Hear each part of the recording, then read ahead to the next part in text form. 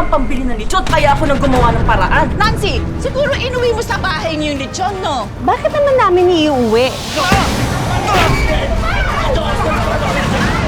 Huwag na natin hayaang sirain ni na Des, Martin at Daphne yung Pasko nating pamilya.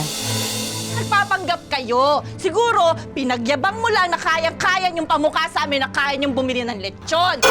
Ma! Ano ba? Ma, tingnan mo dito. Ba't ang dulas dito sa kwarto ko? Parang nagmamantika. Ilusyon mo lang yan. Tumigil ka nga dyan. Matuto ka kasi maglinis ng kwarto mo eh. Nay, tayo lechon nandito!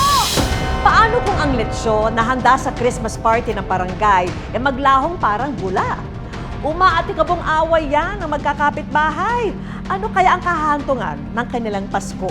Simula po ngayong Sabado, may espesyal na karakter kaming isinama sa ating tampok na kwento. Siya po ang ating Mystery Wisher. Nahulaan niyo na ba kung sino ang ating Mystery Wisher?